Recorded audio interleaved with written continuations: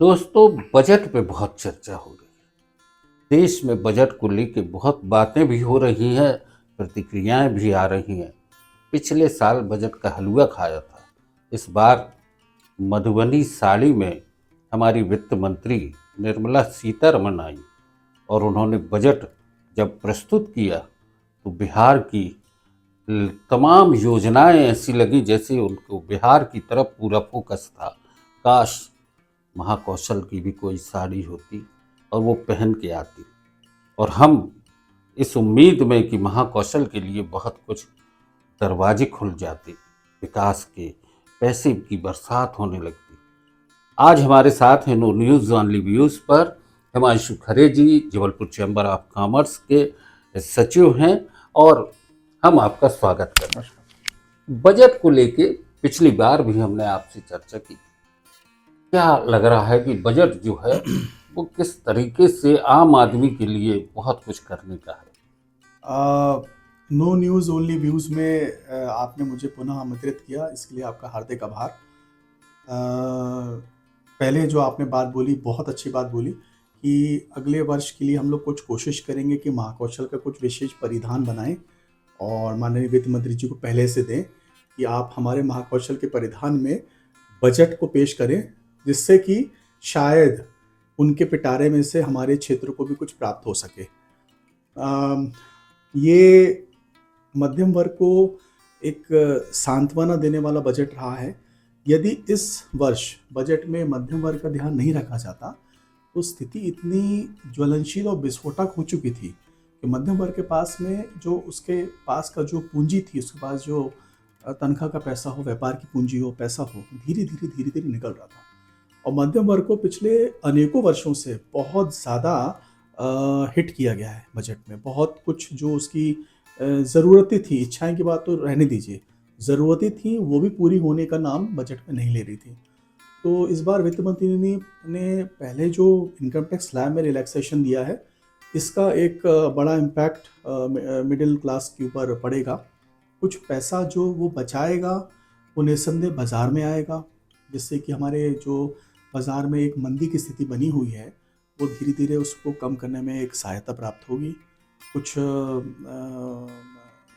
Purchasing होती है, घर गृहस्थी की चीज़ें होती हैं, मकान होता है, गाड़ी होती है, ज़रूरत की और भी आवश्यकता की वस्तुएं होती हैं, उसमें स्पेंडिंग बढ़ेगी तो बाज़ार में पैसा जो निकल चुका था वो वापस से आने की उम्मीद लग रही है। तो बजट एक ऑन द होल एक अच्छा बजट दिया है, चाहे इसके पीछे जो भी कारण हो, चाहे बहुत प्रेशर रहा हो पार्टी का, वरिष्ठों का, संघ का, कि मध्यम वर्ग आपसे विमुख हो रहा है, उसको आपको वापस जोड़ना है।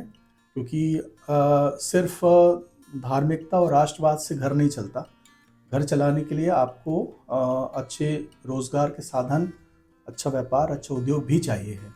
तो शायद ये सोचा होगा इस बार वित्त मंत्री जी ने, प्रधानमंत्री जी ने, और एक अच्छा बजट पेश किया है।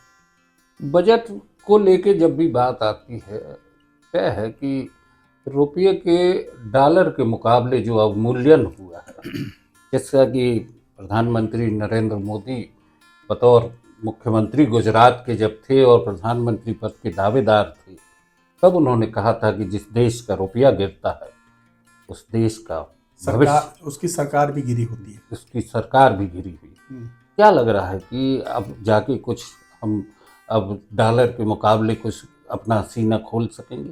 पहले भी जो वक्तव्य दिया गया था ये प्रैक्टिकल वक्तव्य की श्रेणी में नहीं आता, क्योंकि मार्केट को डॉलर, रुपया को मजबूत हो या रुपया कमज़ोर हो, इसके लिए मार्केट के बहुत सारी फोर्सेस काम करती हैं, जो जाने अनजाने में ये चीज़ होती है। ये एक इकोनॉमिक्स की थ्योरी भी है, क्योंकि अगर वर्ल्ड में रिसेशन रहेगा तो कमोवेश हर राष्ट्र में, हर देश उस चीज़ को झेलेगा, और उसके रुपये की गिरने की जो एक प्रक्रिया है वो शायद इस तरह से हो सकती है कि हमारे देश में हम लोग ने बचत पे बहुत ध्यान दिया, हमारे वंशियों ने, और उस बचत के चलते हम लोग के यहाँ पे मंदी नहीं आ पाई। वरना सरकार की नीतियों ने कोई ऐसी बात इतने वर्षों में समझ में नहीं आई थी जैसे मंदी को दूर करने का कोई प्रावधान हो।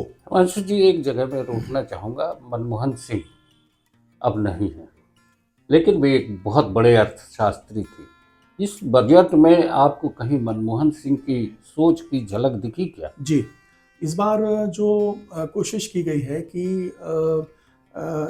इंडस्ट्रियल फ्रेंडली बजट हो और बिज़नेस फ्रेंडली बने, एमएसएमई फ्रेंडली बने, मध्यम वर्ग के फ्रेंडली बने। तो ये कोशिश की गई है कि इसको अच्छे से अच्छा पेश करने के लिए, लेकिन डायरेक्ट टैक्स में जो कमी भारत शासन में के राजस्व में आएगी, उसको दूर करने के लिए कोई बहुत पुख्ता कहीं फंड के इंतज़ाम की बात समझ में नहीं आई है। शायद ऋण लेने के ऊपर ऐसा समझ में आ रहा है कि ऋण इस बार भारत शासन ज़्यादा लेगा। लेकिन एक चीज़ और ये आप देखिए, पेट्रोल डीज़ल की कीमतों में जिस कदर इज़ाफ़ा हुआ है कितने वर्षों में, उसका बेनिफिट हम कंज्यूमर्स को प्राप्त तो नहीं हुआ। उससे ऑयल कंपनीज़ के पास में पैसा बहुत आया, उनके संग्रहण वित्त का बहुत बढ़ गया और केंद्र शासन के पास में भी आर्थिक तौर पे मजबूती आई है। तो मनमोहन सिंह जी की अगर जो नीतियों की अगर हम लोग बात करें, उन्होंने जिस चतुराई से, जिस बुद्धिमानी से रिसेशन को इफ़ेक्ट नहीं होने दिया और पता ही नहीं चला कि कब मंदी का दौर आया और किस तरह से शिथिल पड़ता चला गया।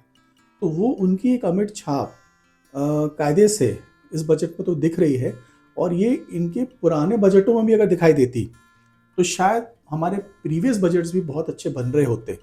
लेकिन ये है कि शायद देर आए दुरुस्त है कह सकते हैं। इस बार बजट उन्होंने अच्छा दिया भी है और अगर इलेक्शंस की बात करें, जैसे आपने कहा अभी कि मधुबनी साड़ी में वित्त मंत्री जी आई हैं, तो कहीं बिहार परिलक्षित होता है उनके इस आचरण से भी और उनके जो सॉप्स दिए उन्होंने जो बिहार के लिए घोषणाएं की, इससे भी शायद साबित होता है। तो दिल्ली चुनाव भी है, सिर पे है, तो कहीं ना कहीं इसका इम्पैक्ट मिडिल क्लास में तो आएगा ही, शायद देखने मिलेगा पॉजिटिव एंड पर और फ़ायदा हो सकता है उनको इस बार।